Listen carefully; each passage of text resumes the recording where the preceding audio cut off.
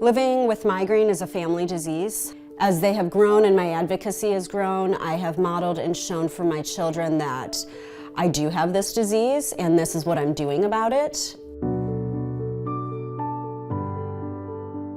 Chronic migraine means I'm pretty much having a migraine attack every day, so I alter my life considerably to try to lessen the effects of it. I had to leave my occupation as an intervention specialist. It was too intense and stressful for me. I'm Sarah Rathsack. I live in Cleveland, Ohio, and I'm a migraine advocate. Really, the reason that I started advocating is because I live with migraine pain daily.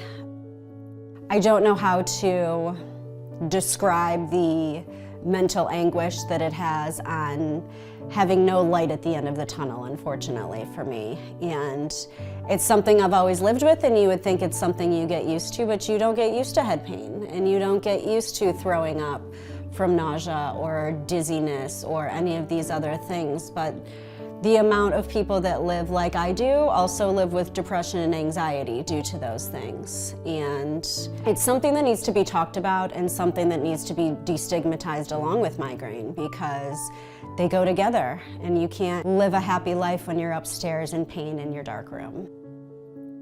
Millions of people live with migraine, and lots of them are undiagnosed at this point. Many of them are undertreated because many doctors are unknowledgeable about the spectrum of migraine.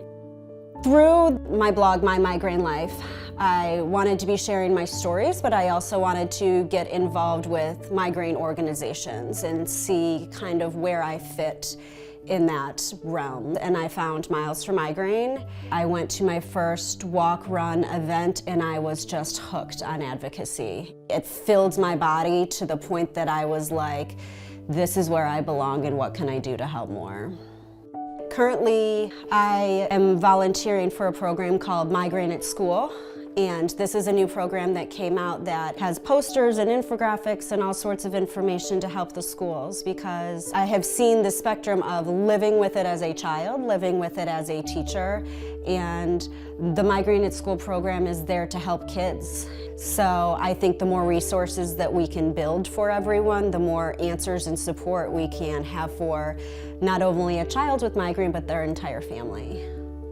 With Miles for Migraine, I am the director of a program called Act Now Advocacy Training Program. So the fellows that go to the program then are trained with us on how to prescribe advocacy.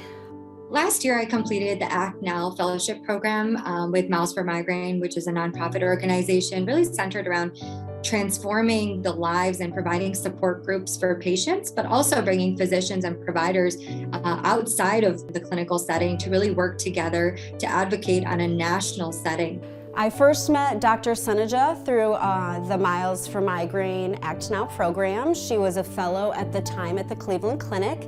We worked very closely together on Headache on the Hill, which was a virtual program where 5 local Ohio patients and physicians, headache specialists, worked together to really advocate for some increased funding through the NIH. So we advocated and lobbied to Congress together virtually, and then I got to meet her in person for a Miles for Migraine Walk, Run, Relax event. So it was a big full circle moment where I had seen no one for an entire year, and then I got to see a doctor who now is a neurologist at the Cleveland Clinic with all of this experience and all of this power behind what she's saying. So it's been a really cool thing to watch and grow with her. I think that it is a privilege to be able to be a migraine advocate. Not everyone is able to do so.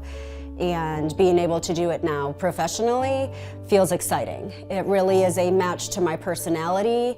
It's a match to my passion, and I feel proud that I was able to transition my volunteering into something that could benefit us all in a bigger way.